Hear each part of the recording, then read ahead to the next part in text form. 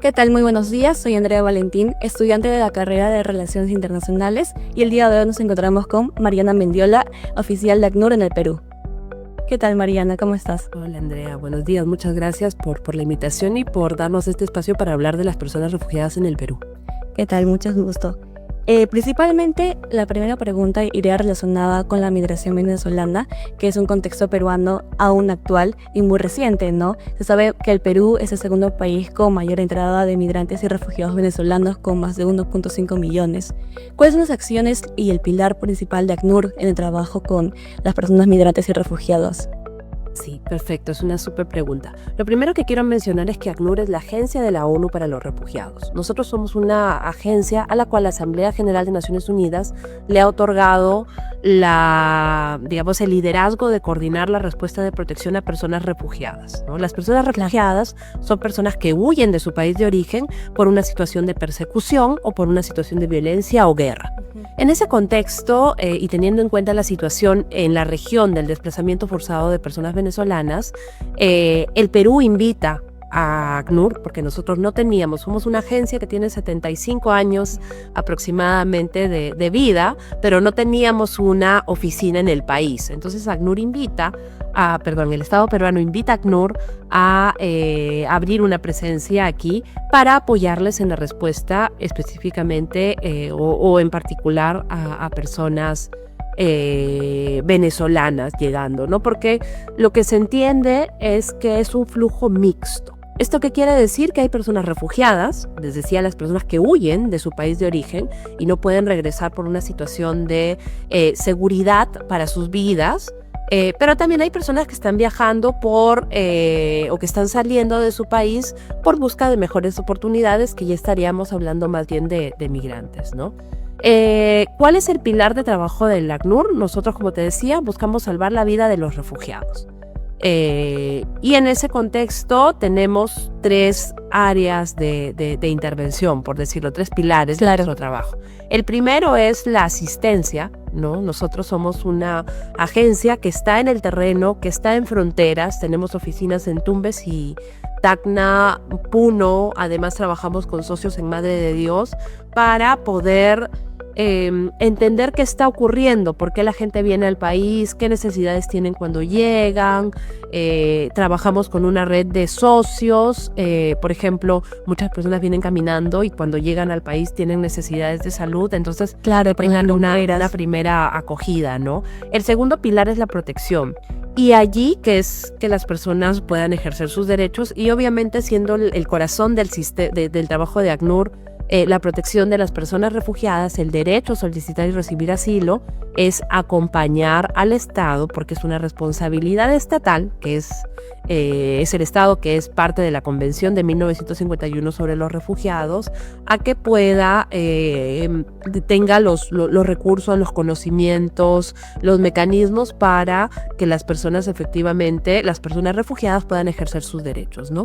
Y hay otro tercer pilar que es la integración, ¿no? Trabajamos para que esta situación de ser refugiado no sea una situación permanente, sino que la persona pueda integrarse en el país de acogida, eventualmente poder buscar otro país, un tercer país donde pueda desarrollar su vida o obviamente la solución ideal es que esas condiciones que generaron la huida desaparezcan y nosotros podamos apoyar a las personas a que regresen a su país de origen. Claro, especialmente como se mencionaba, ACNUR su presencia es nueva prácticamente en el Perú y por la migración venezolana ha tenido mucha más presencia dentro de nuestro territorio. Y especialmente, por ejemplo, en la colaboración de ACNUR es con los gobiernos. El gobierno peruano ha implementado medidas como el carnet para que puedan permanecer aquí.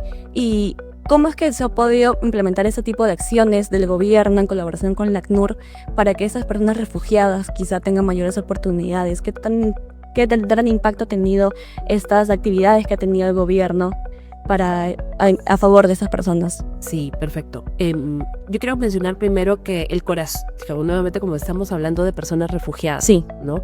Nuestro principal aliado en el Estado peruano es el Ministerio de Relaciones Exteriores, que es quien acoge al sistema de protección de refugiados en el Perú, ¿no? Entonces, nuestra primera respuesta es fortalecer este mecanismo para que pueda identificar, resolver casos de manera oportuna, etc. Ahora, la protección de una persona refugiada no termina en evaluar si la persona cumple con los criterios de las definiciones internacionales de refugiado, ¿no? Sino que una vez que la persona es refugiada y ya tiene un documento que la acredita como tal, la persona igual tiene que estudiar, la persona tiene que desarrollar su vida, ejercer sus derechos. El pilar de integración. Civiles, claro. Sí. Entonces, pero muchas veces las personas refugiadas, a diferencia de un migrante, no tienen documentos porque sus países o no se los dieron. Muchas veces es una manera de perjudicar, ¿no? A las personas refugiadas es por parte de su país de origen es retenerle los documentos, no entregarles documentos, no facilitarles una apostilla, por ejemplo, para un certificado de estudios, ¿no? Entonces, claro, es diferente. Trabajamos en la integración teniendo en cuenta esa diferencia entre una persona refugiada y migrante. Ahora bien, muchas veces los sistemas de asilo se ven porque los sistemas de protección de refugiados tienen una lógica diferente a los sistemas migratorios. Es una lógica más bien jurídica, no tan administrativa. Entonces muchas veces los sistemas de protección de refugiados se ven colapsados cuando hay un gran número de solicitantes de refugio. Desde ACNUR consideramos viable, ¿no? Y una buena práctica, de hecho, que además se den alternativas migratorias que sean mucho más prácticas que el proceso de la solicitud de una condición, de la determinación de la condición de refugio. Sin embargo, siempre y cuando la persona igual pueda continuar con su proceso, ¿no? Si le dicen, Claro. ¿no? Porque los sistemas no se anulan entre sí, son complementarios. Entonces, en esa medida, claro, para nosotros consideramos una buena práctica las medidas que desde el 2017 ha venido el Estado peruano implementando para poder dar una documentación de una manera más ágil que la del sistema de asilo, ¿no? Entonces los EPPs, ¿no? O en un primer momento el PTP son respuestas concretas. Nosotros hemos no solamente lo reconocemos como buena práctica, sino también hemos apoyado al Estado peruano con recursos concretos, ¿no? Como por ejemplo hemos habilitado unos espacios de atención descentralizados en las zonas donde había mayor concentración de población venezolana en principio. Porque claro, a veces no es solamente el pago de una tasa, sino cuánto tiempo dejo de trabajar, cuánto tiempo tengo que, cuánto invierto en el traslado, ¿no? Entonces todo eso puede desalentar a la persona a buscar la alternativa de documentación, ¿no? Entonces nosotros, por ejemplo, habilitamos para la superintendencia espacios descentralizados de atención, apoyamos de diferentes formas, ¿no? Para que las personas puedan obtener los servicios legales y puedan acceder a este documento. Claro, y justamente en línea con lo que íbamos mencionando, por ejemplo, el 80% de los migrantes trabajan en informalidad dentro de nuestro país y bueno, el Perú es reconocido también porque el capital de su economía es la informalidad. Teniendo en cuenta ese porcentaje y viendo el pilar de la integración que promueve la ACNUR en Perú, ¿cómo es que se pueda impulsar mejores estrategias para que las personas en calidad de refugiados, migrantes y este porcentaje que es la mayoría, deje de trabajar en la informalidad y pueda insertarse realmente al mundo laboral dentro de nuestro país? Y como bien lo mencionas, en principio hay un tema estructural, ¿no? Hay un tema estructural que hace que en el Perú uno pueda llegar y trabajar al día siguiente y empezar a tener ingresos, ¿no? Y eso tiene desafíos independientemente de la nacionalidad de las personas, ¿no? Pero hay datos concretos que es importante que el Estado sobre todo tenga muy presente. 3 de cada 10 personas venezolanas tienen certificados de estudios, tienen, digamos, estudios universitarios concluidos y tienen esa potencialidad de llegar a insertarse y trabajar, tienen digamos, son profesionales, ¿no? Además,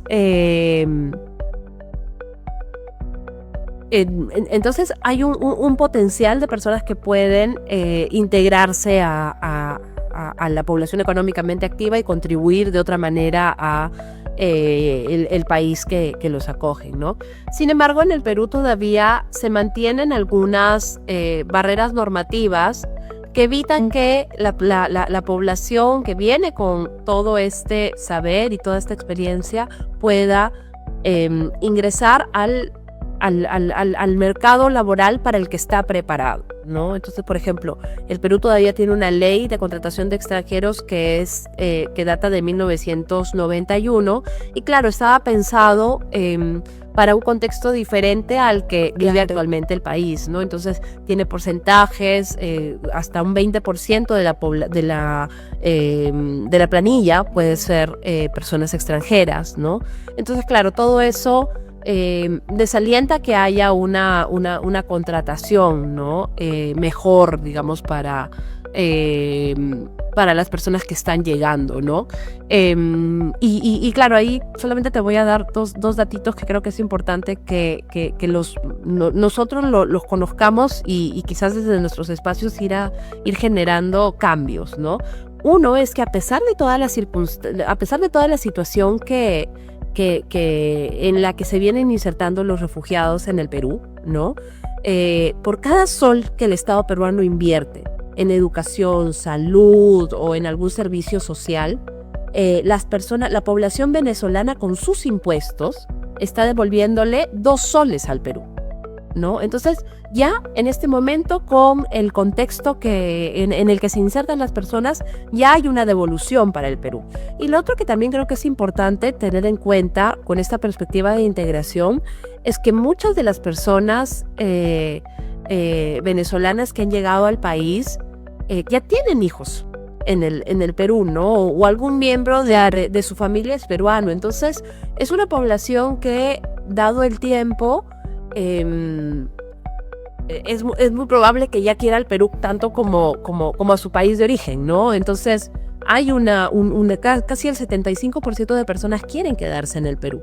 Entonces, hay dos elementos o muchos elementos que deberían movernos a impulsar su integración, ¿no? A que junto con las noticias que salen digamos, tratando o vinculando, ¿no? La presencia de personas extranjeras con criminalidad, a pesar de que la data estadística no va en la línea con estos mensajes, pero que también presentemos esas historias de éxito, esas historias de cooperación, esos elementos que hacen de la presencia de personas extranjeras en el país, refugiadas y inmigrantes, digamos, una comunidad que apoya su casa y entendiendo su casa como su comunidad, su barrio, el país que los está acogiendo. Y perfectamente, porque también hay un gran ingreso y aporte económico, tanto también como cultural, ¿no? Porque sabemos bien que el hermano vecino Venezuela ha ayudado también históricamente a Perú y gracias a eso el ingreso que ha tenido la migración venezolana a nuestro pueblo ha podido aportar también en temas económicos, como bien se ha mencionado. En el caso de integración pacífica, por ejemplo, ¿no? Que lo hizo la Convención de Refugiados, en los cuales de inmigrantes, para que las personas que ingresan a nuestro país puedan tener oportunidades laborales, tanto educativas, de salud, perfectamente. En la ACNUR, ¿cómo es que también se inserta más o menos a poder apoyar a las personas que ingresan en nuestras fronteras y que tengan esos tipos de problemas, el momento de inserción al mundo peruano, ¿no? Y que puedan realmente sentirse como un hogar, como bien usted lo menciona? Bueno, nosotros trabajamos en el país con una red de organizaciones que son nuestras socias o nuestras aliadas, ¿no? Y con esta red de socios y aliados trabajamos diversos componentes, un poco también vinculados a los 3 pilares que te mencionaba, claro, ¿no? Lo que es la asistencia, la protección y la integración, ¿no? Entonces, con estos socios, con estas organizaciones socias y aliadas, la iglesia, la academia, organizaciones de sociedad civil, nosotros trabajamos en 4 áreas de impacto con ellos, ¿no? La protección, y ahí vemos, por ejemplo, los temas de documentación, asistencia legal, protección de la infancia, violencia de género. Trabajamos la asistencia, que es, por ejemplo, trabajar con albergues para que las personas que recién llegan tengan un espacio donde puedan descansar algunas noches, reponerse, informarse de cómo es el Perú, ¿no? Qué sistemas de protección existen, cómo es el mercado laboral, ¿no? Entonces hay estos espacios. Luego está el empoderamiento, porque claro, la persona, el trabajo del ACNUR no es ser el papá y la mamá de la población, ¿no? De las personas refugiadas, ¿no? Entonces pero para que tú puedas ejercer tus derechos tienes que conocerlos primero.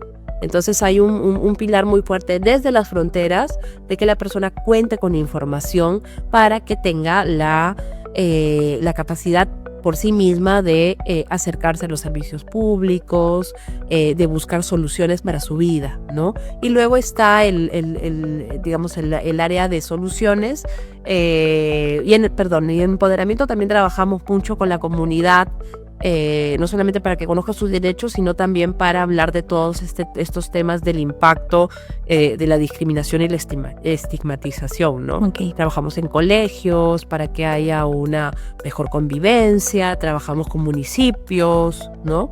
Y luego está la búsqueda de soluciones en sí, que hay un programa de movilidad laboral, por ejemplo, porque algunos países buscan algunos perfiles determinados y tienen una capacidad de insertarlos, ¿no? Entonces, realmente lo que quiero mencionar también es que nuestro rol nosotros no reemplazamos al Estado.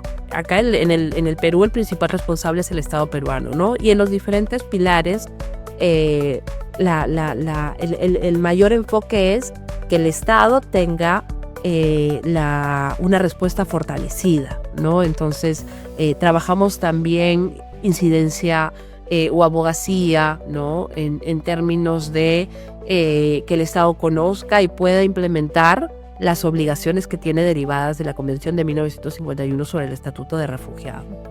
Y qué bonito esa línea sobre la cooperación, ¿no? Entre Estado, ACNUR, a favor de los refugiados y migrantes. Finalmente, nada más agradecerle por su presencia y por su tiempo en esta entrevista. Y nada más nos quedaríamos con también esa reflexión de cooperar e integrar perfectamente a las personas que más necesitan. Muchas gracias. Gracias. Más o menos la línea